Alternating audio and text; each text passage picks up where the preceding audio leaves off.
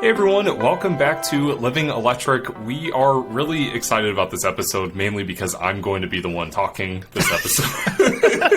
Because I get to talk. Because I get to talk. Very selfish here, but no, I am very excited about today's episode.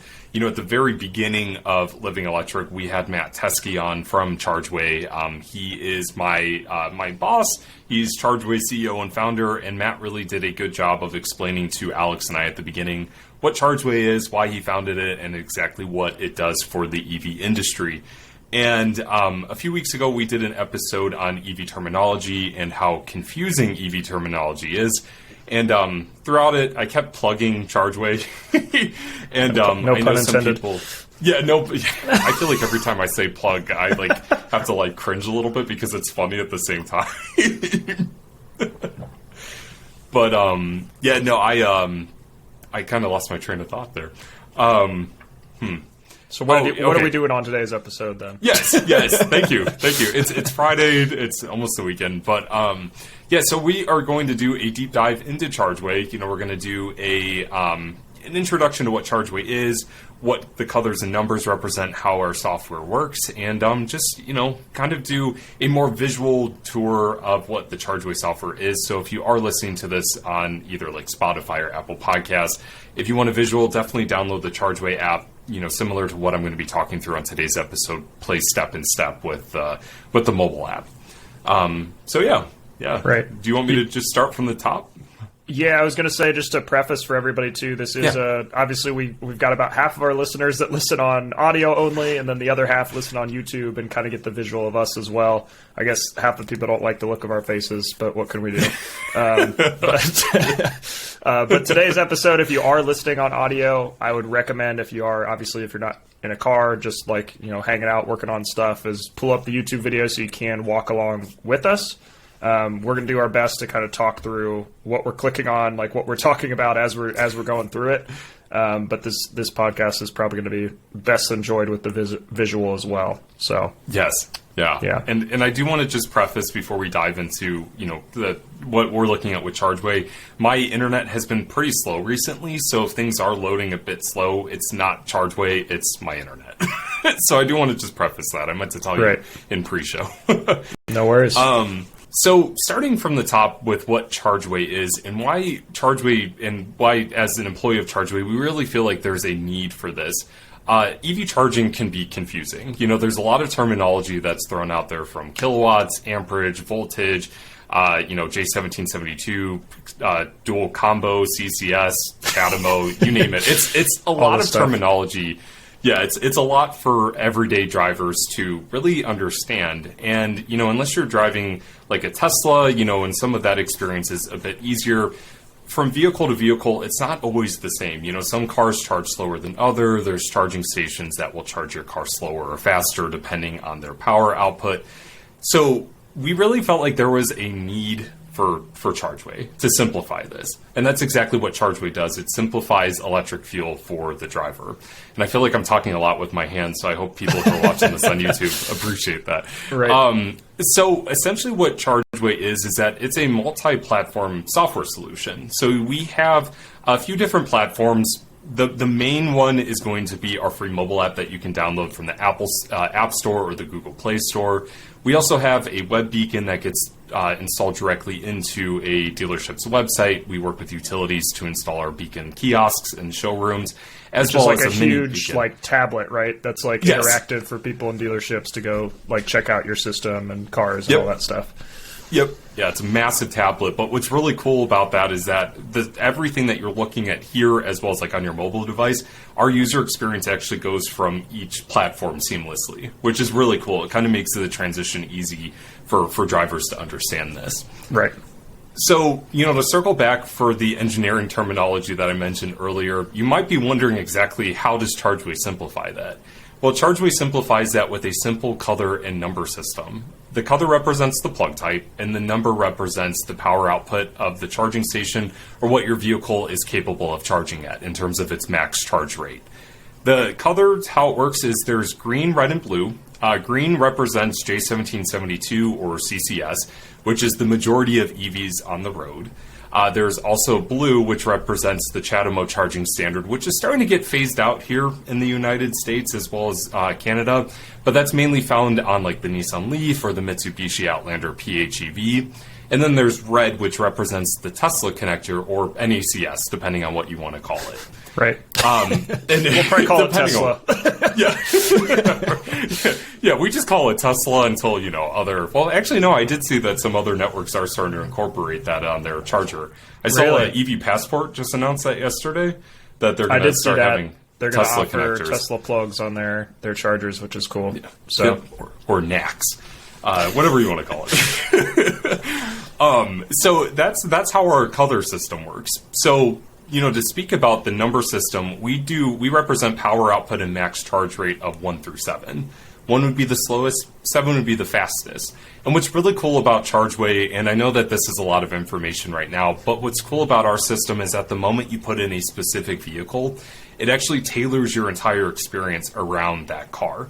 So it's only going to show you charging stations that work with your vehicle. We have a trip planner that's based on your specific vehicle, as well as a charge timer based on the specs of your vehicle as well. Right.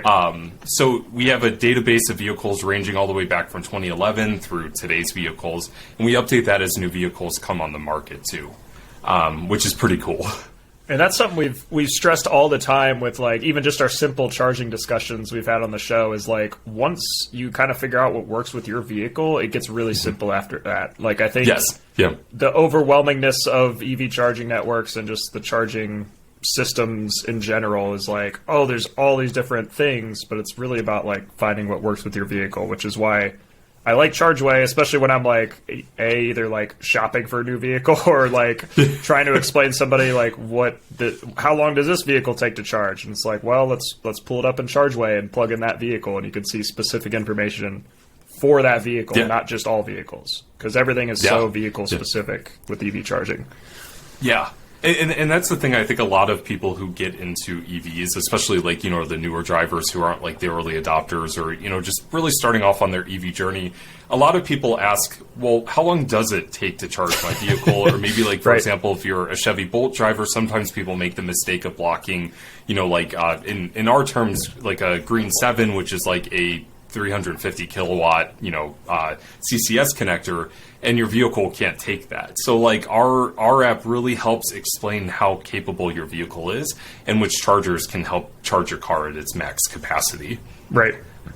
So before we dive into what we're looking at with the station map, I actually do want to kind of do a quick walkthrough of how we explain this at like different like events or, like different like dealership training. So essentially, let's start from the beginning. You download the Chargeway app. You want to know exactly how you start. So the very first thing I recommend is adding a vehicle to your app.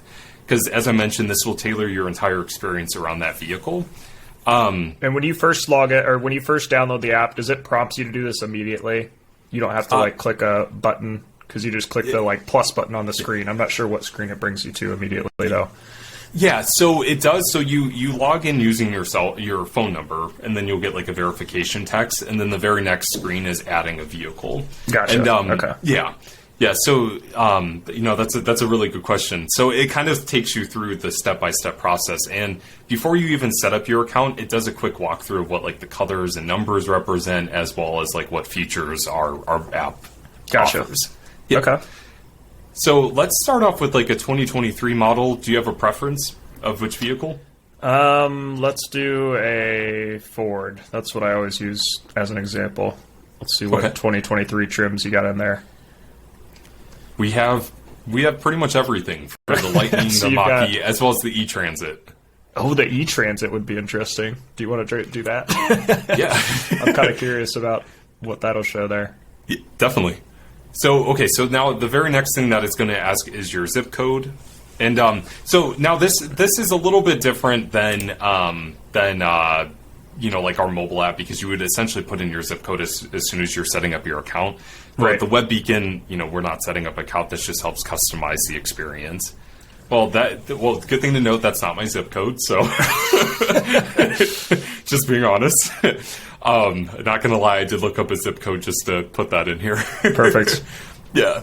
So you can see that the moment we put in the e-transit, it actually, at the beginning of this tutorial, we were seeing the blue, red, and green pins, as well as gray pins. So what's really cool about our app is that we do show at a quick glance if a charging station is offline or online. So if it's a gray pin, it's safe to assume that that charging station is offline and you will not be able to utilize that.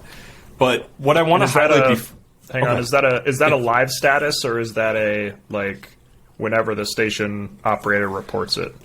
So it's updates nightly during our data sync. So, we are working on real-time status updates, but at the moment it just happens once a day. Okay, so it is, it's continually updated, though. It's not like you're going to be checking this and now I can't plug in because the status has changed in the same day or something. Okay. Exactly. Yeah. And you actually brought up a really good point too. I forgot to mention what my job is with Chargeway. I'm the EV program manager focused on data and research. And what's really cool about our app is that I monitor all this station data for pretty much the majority of the networks here in the United States as well as Canada. And whenever a station goes live, it's my responsibility to monitor how that looks on our end. So if a station is offline, or if maybe it's a coming soon pin, the moment I add it to our database, it actually reflects in real time across all of our platforms. So, nice. If for example, if this gray pin was marked incorrectly, you let us know, I can update it and it will reflect immediately, which is pretty cool. Yeah, it is handy. Yeah. So before we talk about the station map, I do want to just go through our number system, and why we went with 1 through 7. So as you know, Alex, from working in the EV industry, there tends to be a blanket term called level 3 charging. Right. You hear it from across the board, from OEMs, charging networks.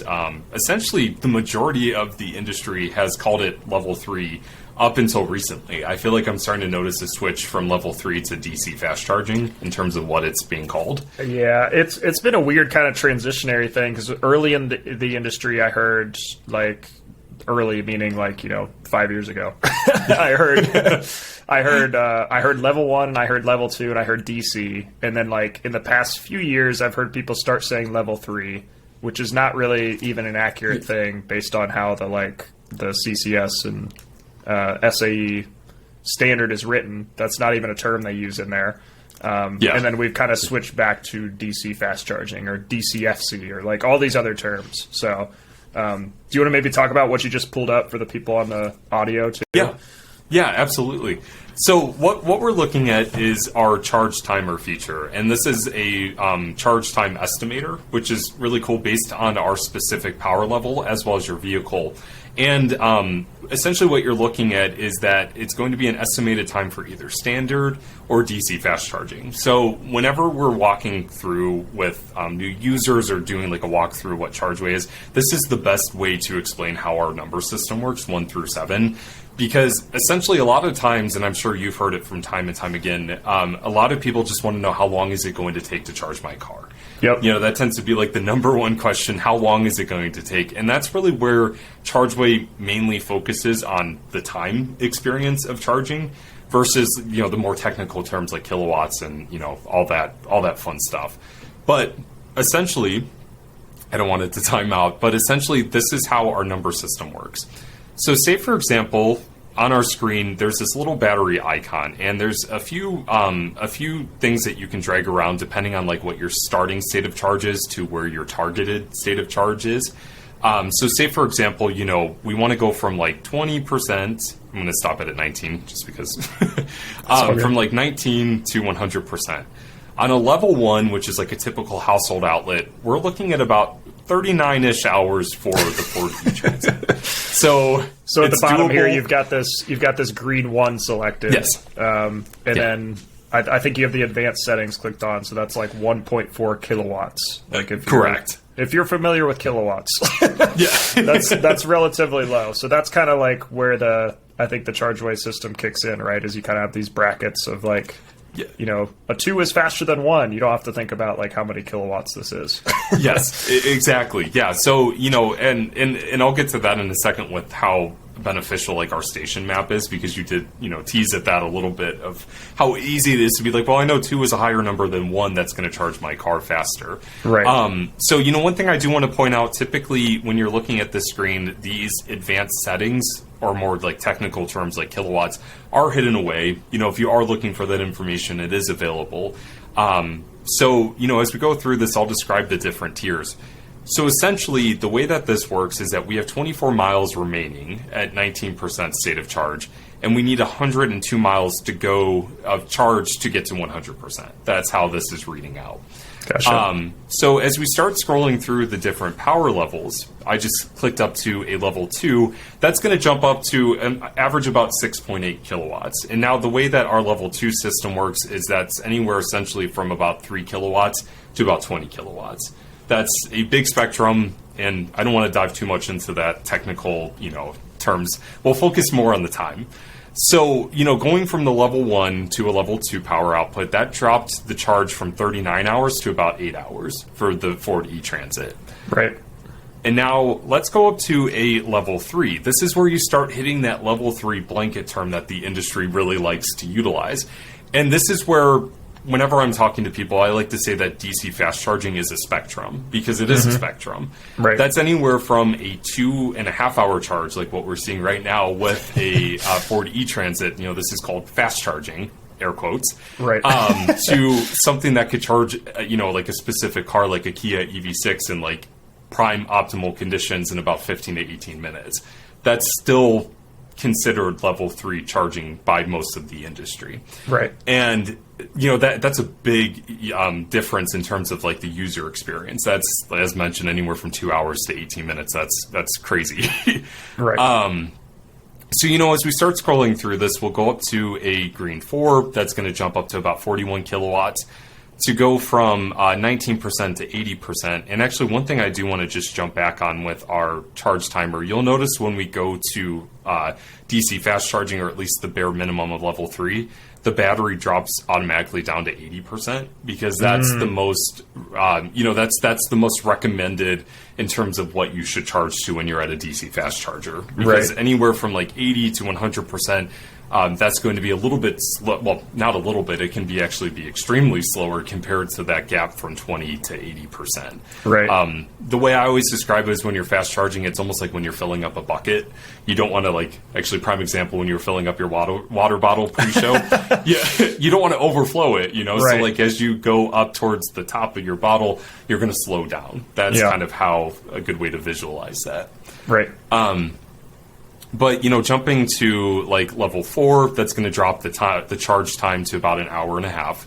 Going up to a level 5, which is about 76 kilowatts, bare minimum, about 48 minutes. And then when you get up to a level 6, which you'll notice this little max button popped up, or icon popped up, that's the max that the Ford E-Transit can charge at. So that can max charge at a green level 6.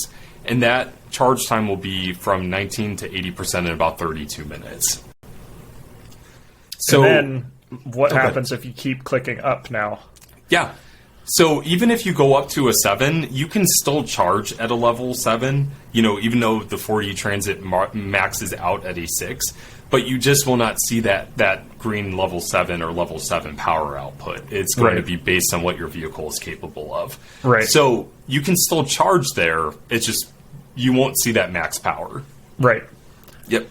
And the green then, like, it kind of like just to translate some things, I guess, or how I'm thinking through it is like the green doesn't mean like you can't charge there. Like it's really the levels you're kind of looking at as like your time. So like I just thought of like, on like the Wii or the GameCube, where like the Wii specifically, I know like certain like ports and stuff to like set up the Wii are like labeled with colors. Oh yeah, yeah. So that like where to plug it in. I feel like it's kind of similar here, where it's like, okay, I've got a green car, it has to plug into the green plugs, but like obviously charge time is going to vary with the level. Exactly. Yeah, no, that's a great way to look at it. It's like as soon as you recognize what your vehicle can plug into, as well as like its capabilities in terms of charging, you really get a good understanding of which charging stations you want to stop at, depending on how much time you need to charge. Right.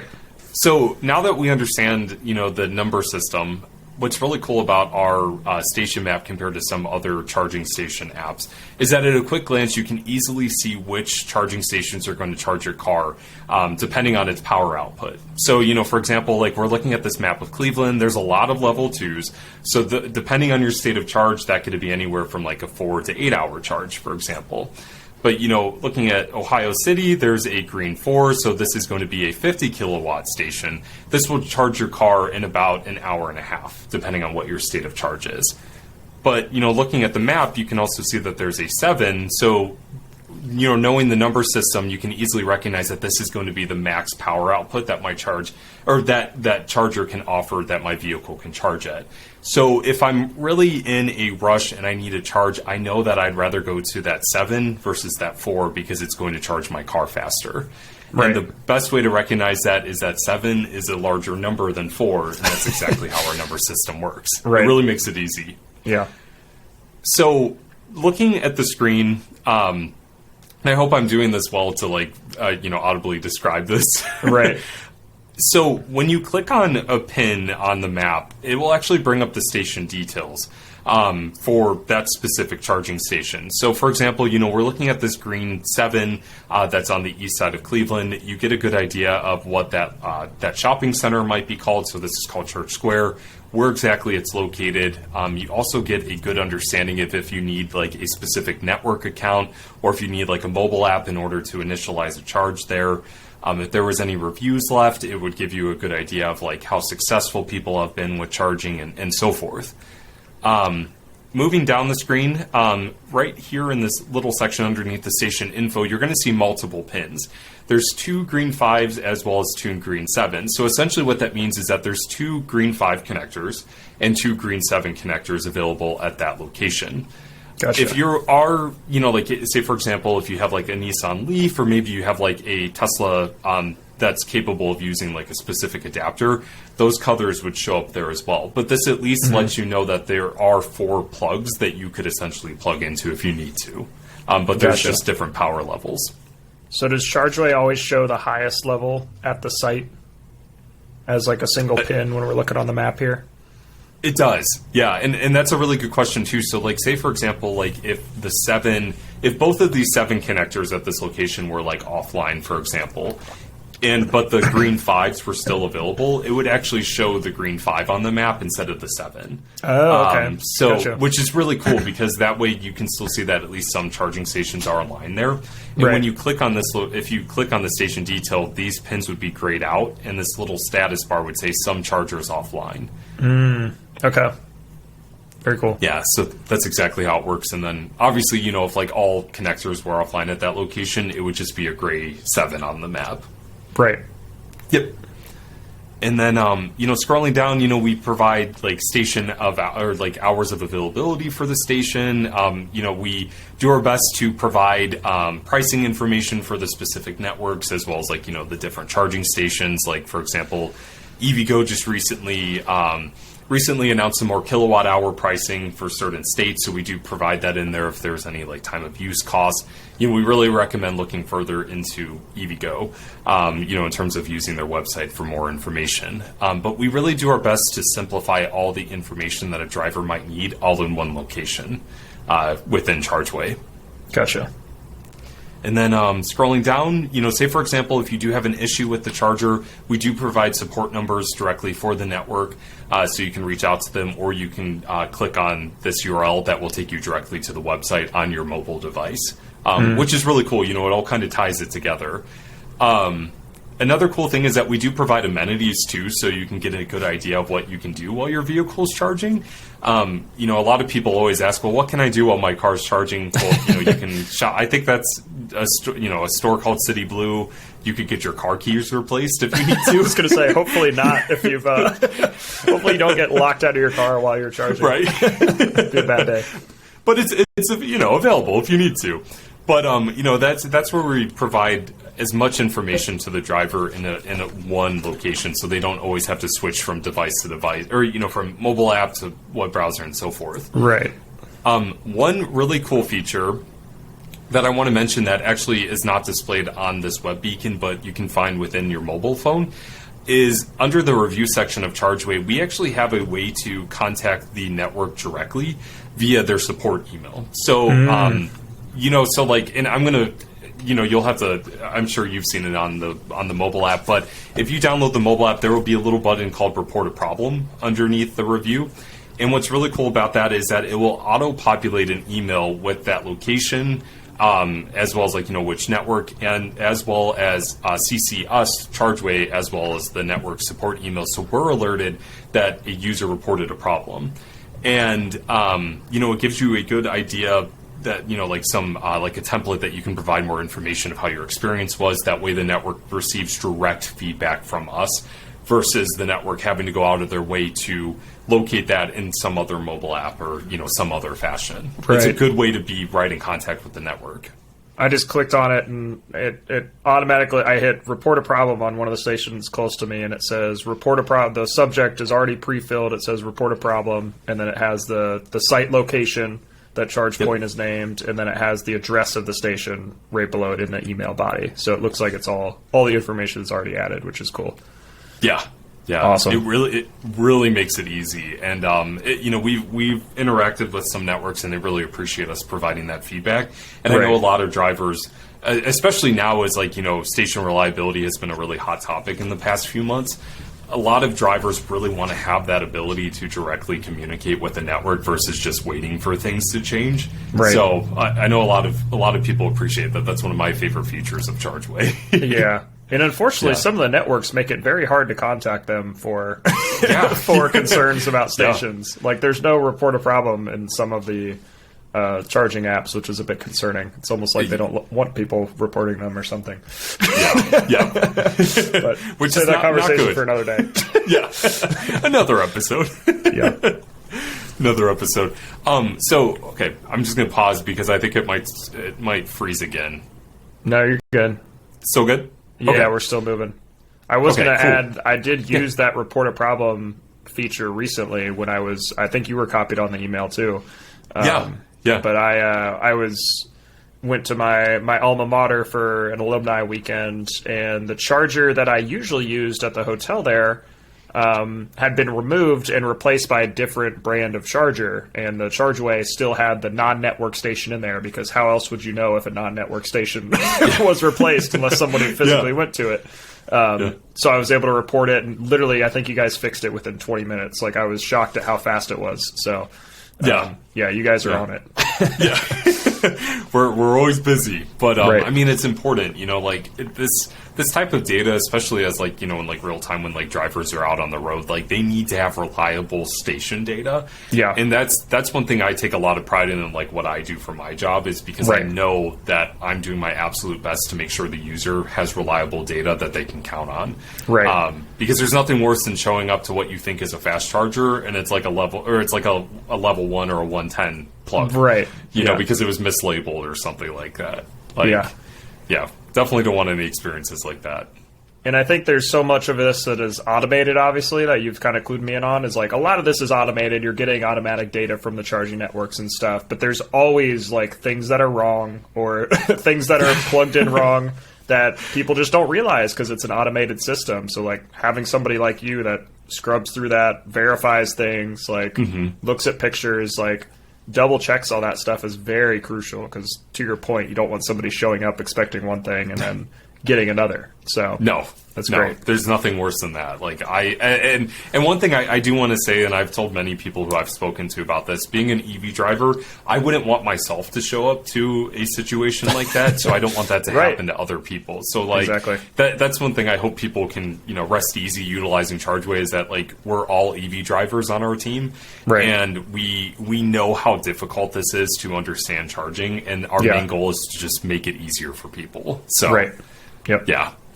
But one thing I do want to touch on with the station map as well is under the filter screen. So if you're looking at your mobile device, and at the lower left corner of the screen where your vehicle image is, if you go to the right, there's a line with 3 dots, or 3 lines with dots. That's going to be your filter section. And depending on your vehicle, your filter screen might look a little bit different. So, with our Ford e-Transit that we're demoing right now, it's going to... The most popular vehicle in America for passengers. Right. I gotta say, I love the e-Transit, though. It was a cool van to test drive. But essentially, there's 2 tabs for your filter screen. So on your filter screen, you can filter out your power levels. So if you are really only looking for charging stations that can charge your Ford e-Transit at its max rate of a green 6, you can do that. And then that will actually filter out any other charging stations and only show you chargers at that power level, which is really, really nice. And then you can also see there's 2 other colors down here. There's blue, which is not compatible with the Ford e-Transit, and then there's red that's not compatible with the Ford e-Transit either. That way you know that when you show up to a charging station, it's going to work with your vehicle. You don't have to guess about plug type or so forth. Gotcha. Now, for example, if you had like a Model 3 that is green or CCS enabled, there is a filter to turn that specific power level on. The majority of Teslas come with like level 2 adapters that you can go from green to red or J1772 to the Tesla connector. There's a filter for that as well. Gotcha. You can filter out restricted stations, so there's, nothing worse than showing up to a dealership that you think might be available and it's gated off, or, like a private charging station that you might get security called on you. You can filter those out so you won't experience that. As well as, temporarily or offline charging stations, you can also filter that. So, we really wanted to provide filters that make it easy for drivers to find the charging stations that work with them or for them. And then moving to the networks tab, as you can see visually from this YouTube video, but we do cover the majority of networks here in the United States as well as Canada. So, we have everything from BC Hydro, Blink, ChargePoint, Electrify America. We have Rivian, Tesla. I kind of scrolled a little too fast. Petro-Canada, as well as non-network stations. And then, we also have like some more like smaller regional networks. So like Ready Charge, Livingston, Zeph Energy, and so forth. But we have a lot of charging stations in our database. So right. In terms of if things might be missing, if you do happen to come across something, definitely email me. I'll put my email in the show notes. We'll get that added. But the majority of the charging stations here in the US and Canada, we have it covered, which is really nice. Another thing, too, with this network screen is that, say, for example, if you don't want to see like a Volta charging station, you can actually click that and it will actually turn off that specific filter, so you won't see Volta charging stations on your station map. So gotcha. If for example, like you have a membership with like Electrify America and those are the only charging stations you want to see, you can filter that out. And then, that's essentially it for the station map. Talking about like the colors and numbers, once you understand that, the higher the number, the faster the charge, it's really easy to get a better understanding of what the capabilities of the charging station are. Right. One thing I do want to just circle back on really fast when you look at a specific charging like station with the station details, where these dots are with the colors and numbers, there's this little arrow directly to the right of it. If you click that, that will actually provide power levels or power output for the charging station. Gotcha. So, we definitely still tailor to those who are looking for those engineering terms, who want to know what the max kilowatt output of the charging station is. It's just a little more hidden than directly in front, directly in front of the user. But it is still in there, which is really nice. One thing I did want to call out while you're on that screen is you have not only the green circle, but you also have green written out there. Do you want to explain why you guys did that? I know the answer, but I think it's a cool tidbit. Yeah, so it's for users who are colorblind, who might have a more difficult time seeing specific colors. So we wanted to at least still have the font for accessibility reasons. Perfect. Yeah, I love it. Yeah, and one other thing I do want to highlight too, when you're looking at the station detail screen, we still have... Actually, okay, so I just got tripped up because I'm so used to looking at my Tesla's filter, but we still have, like, say, for example, like if it's the CCS adapter, it will say green CCS. So those engineering terms are still in there. So, like, for example, looking at this charger detail, plug CCS. Right. So you can still and that's what tie Tesla calls it too, right? Is the Yes. CCS adapter. They don't call it Yep. the green-red adapter or anything like that.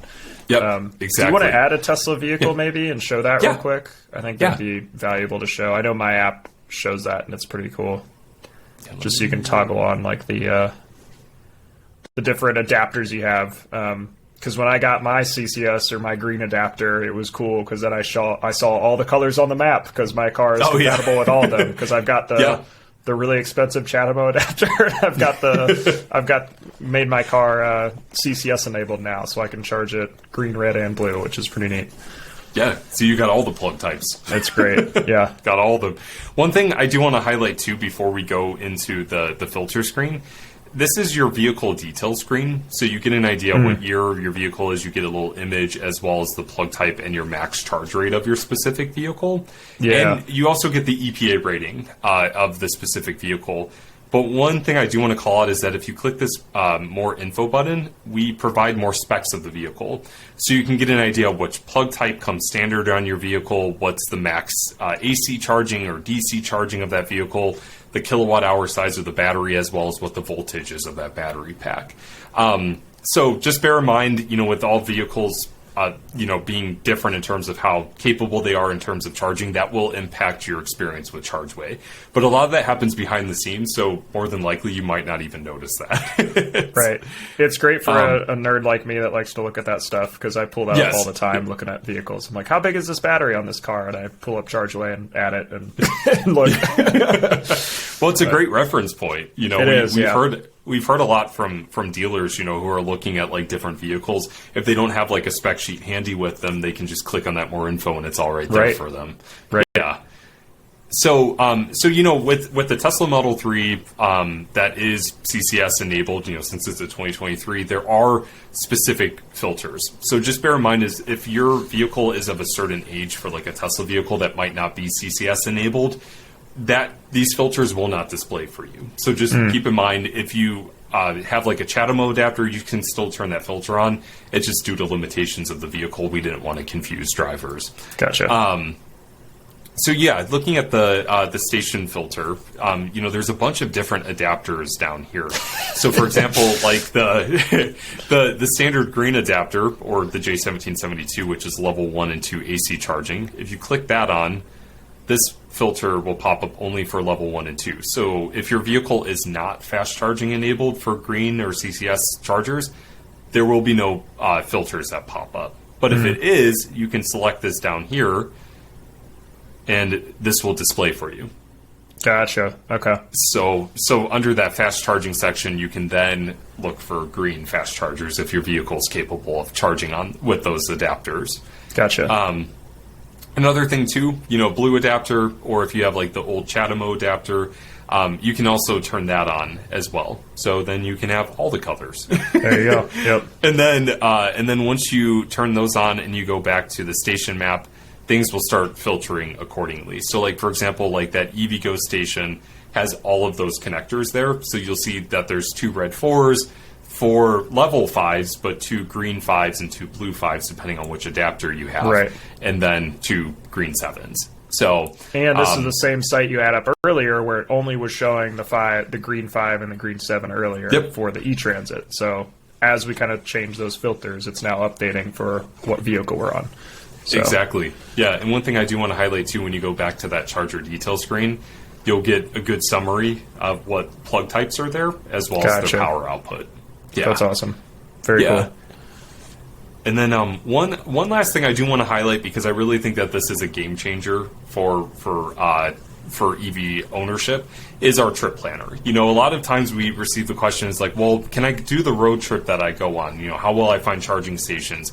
Is it difficult to find them, and so forth? So what's really cool about Chargeway is that we actually have a trip planner that takes a lot of those questions and puts it into an algorithm that works behind the scenes. And all you simply have to do is put in the exterior temperature, your estimated speed in terms of how fast you'll be going on your trip, your estimated departure state of charge, because that will impact how the trip is planned, your starting point and destination. And then if you have any midpoints, you can also add that, but we'll keep it simple for this demo. So say, for example, with Alex and I both in Ohio, we probably really wish it was 75 degrees. So we'll jump up to 75. Right. It's freezing. I think it's like 10 degrees here right now. I don't know how cold it is Seriously? down there. It was so nice yesterday, and then it I dropped know. down for us as well because it's freezing right now. Yeah, it's the wind chill 26 was here. Ugh. Yeah, I don't like this. So we'll pretend it's 75. Perfect. And then, since we're going to be realistic, we are... Sorry, we're not going Scrolls to down go to 100 miles per hour. I'm really doing my best to scroll here. This is much easier on a mobile device, but I'm using my trackpad. So let me scroll up to... We'll go about 73. The screen froze again, too. Yeah, we're there now. Yeah, you set it at 73 miles per hour, it looks like. Perfect. Yeah. Kind of right in that middle point. That's kind of what I like to drive at. Yep. And, just depending on like what your departure state of charge is, we'll just leave at 100% since that's what I always recommend in terms of if you're going on a longer trip. Do your best to charge at home or wherever you can to at least 100% before you leave on a trip. It's I just think it's kind of like the best starting point. Obviously, if you can only charge to 80%, do what you can. But we'll just start at 100.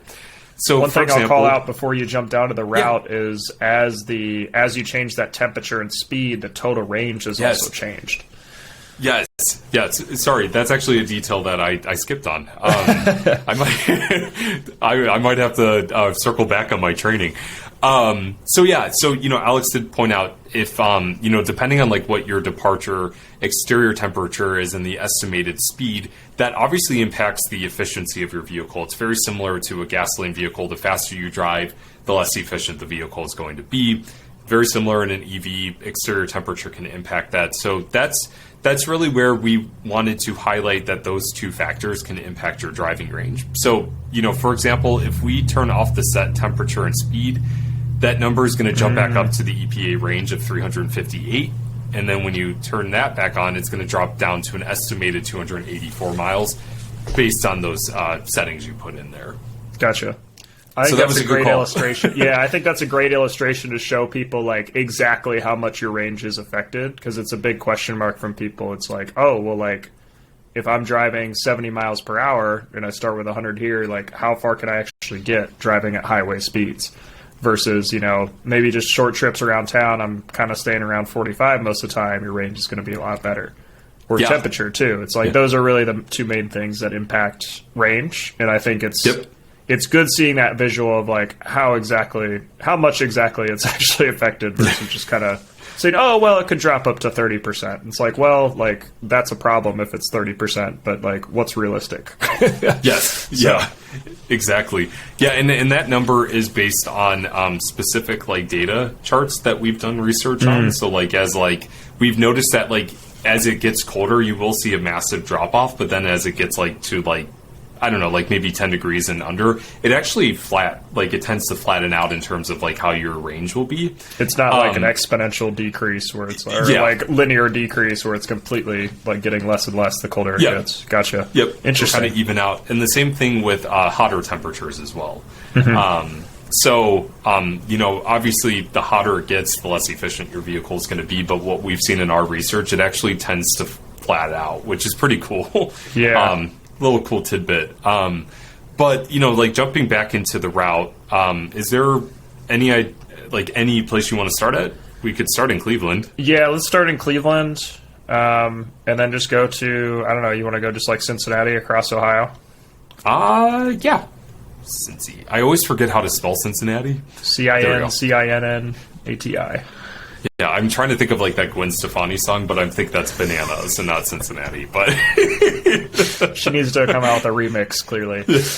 Right. Well, the good thing is Is that what you need? Yeah, it's close. Yeah. Okay. I think I'm going to have to start remembering that every time I say Cincinnati.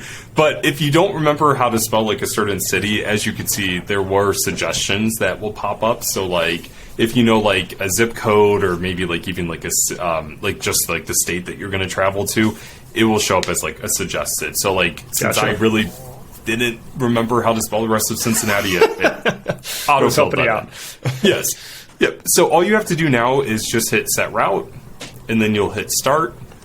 And now what this is doing is that it's creating a route that's going to be the most efficient for your driving. With this being Android-based, it is using Google Maps. If you're using an Apple device, it will be using the native iOS or Apple Maps. But what's cool about this is that if there are alternative routes, you can select them, and then this will kind of it'll change your trip based on the route you're taking. So we'll just take the more straight route going from Cleveland, Columbus to Cincinnati. We'll hit use selected route. And now what this is doing is that it's filtering through our charging station database to find the most efficient route in terms of your speed, exterior temperature, as well as charging stations along the route. So it's providing a list starting at Cleveland. We're leaving at 100%. We're going to drive about 150 miles, and then we'll get to Grove City, which is the Derby Square Shopping Center Tesla Supercharger. This is a Red 6, so it's not quite as fast as V3 or Red 7 Tesla speeds or charging speeds. But you'll arrive at an estimated 47%, and you'll need to charge it at least to 50% to get to Cincinnati. So that's only about 10 minutes worth of charge. So which is not bad. I mean, it's adding 3%. You might stop longer and so forth, but it's an estimate. And then you'll drive another 100 miles, and you'll arrive in Cincinnati at least with 15% state of charge left on your vehicle. Looking to a quick difference screen over here in this little gray bar, and this is going to be different depending on which mobile device you're using or which platform or Chargeway you're looking at. But this, in terms of the location on the screen, but the information is going to remain the same. This is saying that the total trip time, including charging, is about 4 hours and 8 minutes. Total trip distance is 250 miles, and you'll charge for at least 10 minutes on this trip. So it takes a lot of that guesswork out of EV trip planning and simplifies it for the driver.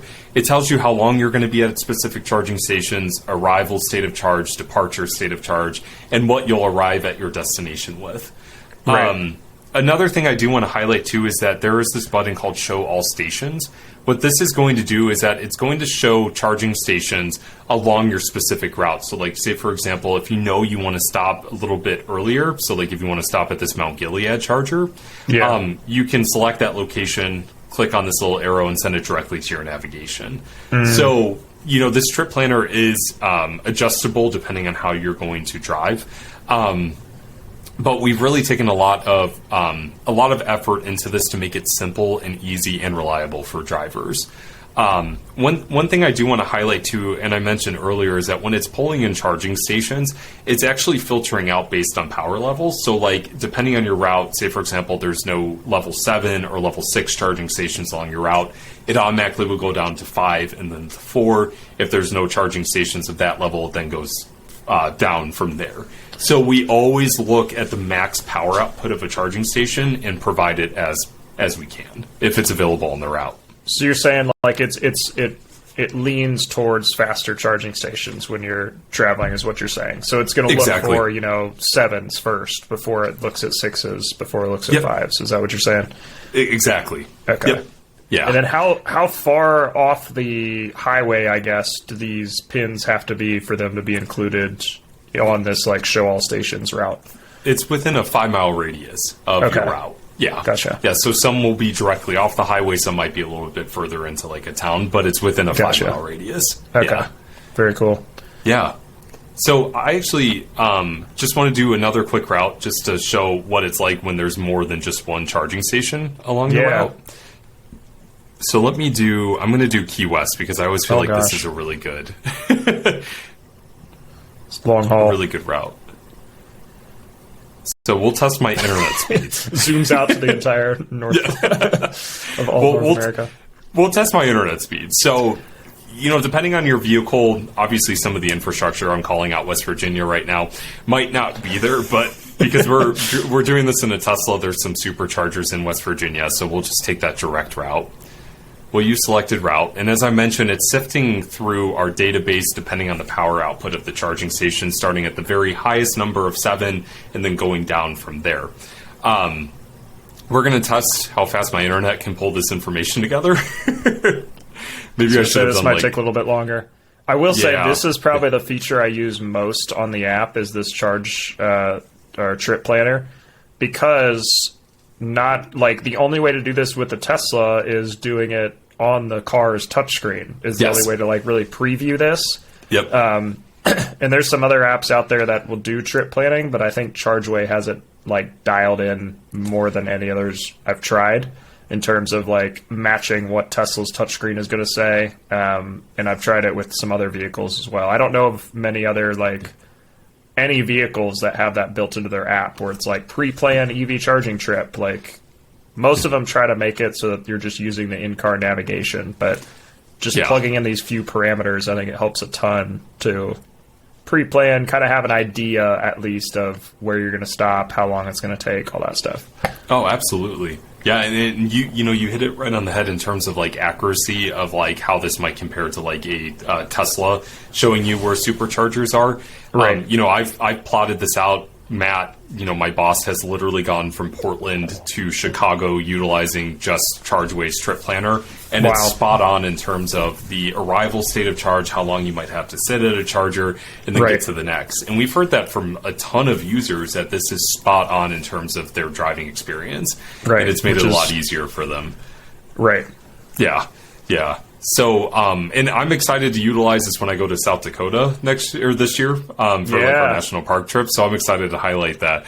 But so just to wrap this up, because I know we are kind of making this a longer episode. Very good. So when you're looking at like a multi-stop trip, say for example, like going from Cleveland to Key West, you can see that you're going to stop about 6 times based on those settings that you originally started with. So, starting at the top, leaving Cleveland at 100%, driving about 177 miles, you'll stop at the Sheets for about 25 minutes to go from 38 to 80%. So like this is where those charging experiences are, starting at a low state of charge, going up to 80% really come into play.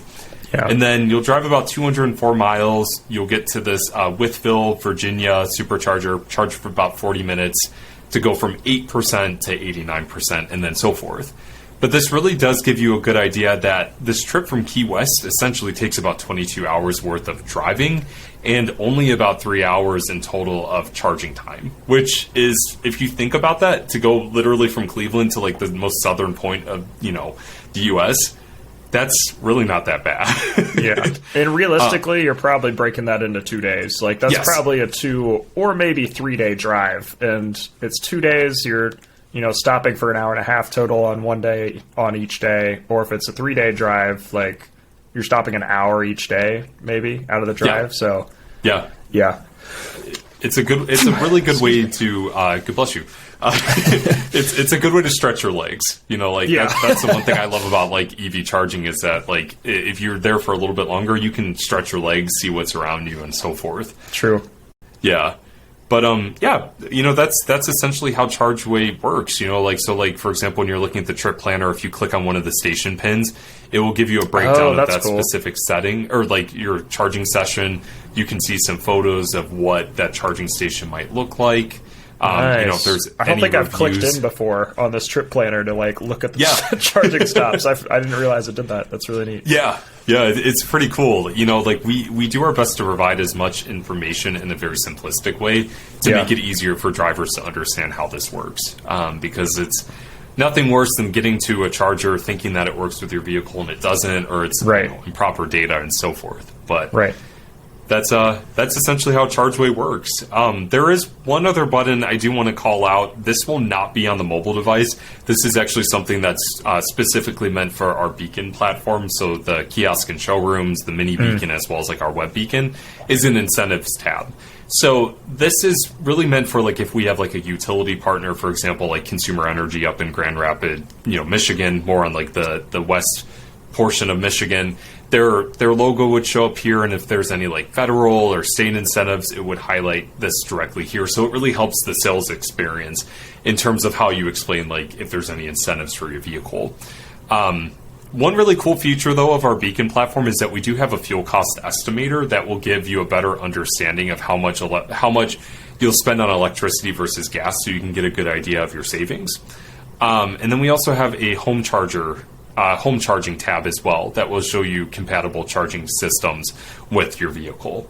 Nice. As mentioned, you can't see this in your mobile app. That might be a feature we enable later on in the future to, shop for different charging stations. But right now, this is mainly meant for like a dealership install. Gotcha.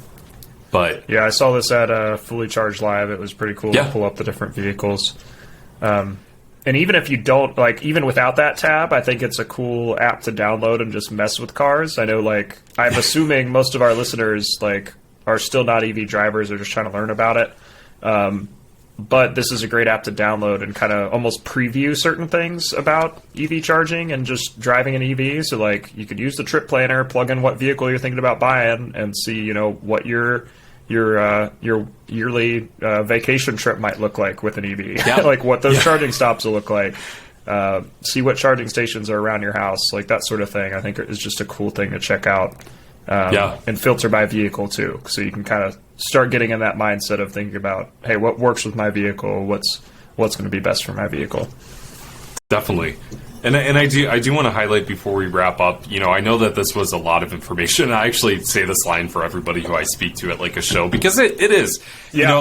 Once you really start to understand what Chargeway is and how it works, it really becomes something so easy to utilize that a lot of the information becomes second nature just because of how easy it is to digest this information. Right. But if this information was overwhelming or anything, I want to give my email address for work, just in case if you want to reach out to me, I can jump on a phone call and describe this further.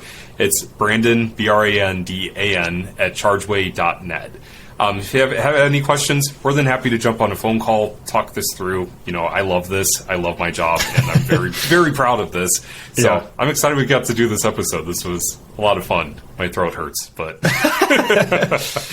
yeah, no, this was great. This is cool seeing you walk through a software demo, if you will, because this is what I do probably 3 times a week at my job. So it's nice being able to listen for once and have somebody else do it and ask my own questions. And I did learn some new things about Chargeway today too, so that was neat. Perfect. But yeah, I'd like I've said kind of the whole episode, I definitely recommend you download Chargeway, even if you're even if you're skeptical about it or you don't like the system. There are some people that are set on I just want to see kilowatts. Download it, try it out, at least give it a shot. It may not be for everybody, but I think there's a lot here that can be valuable for people.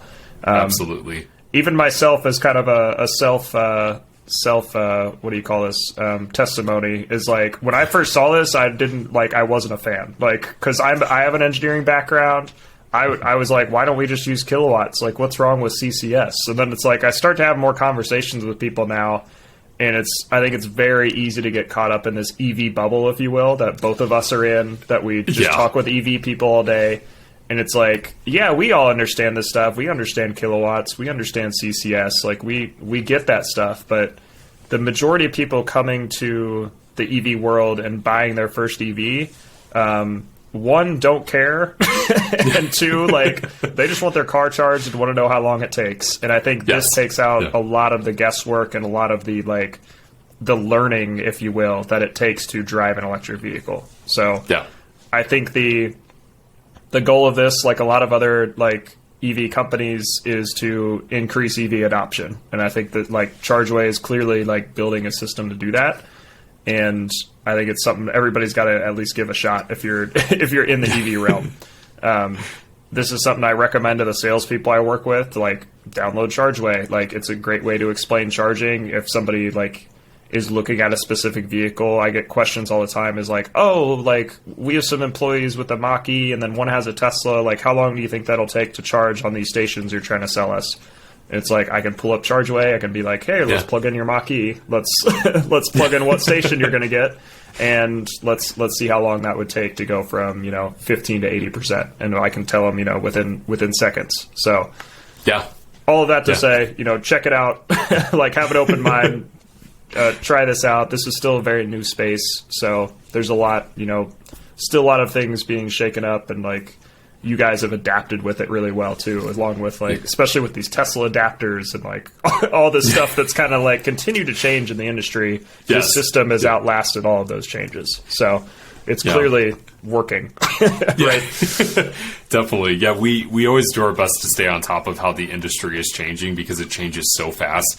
And as I mentioned, in terms of like how like a station goes live in real time, like like if I edit it on my end, the same goes for vehicle data. So like things will refresh as we upload data. So, if there's a vehicle that you don't see in there, let me know. We can add it, and it will show up in real time for you, which is really useful.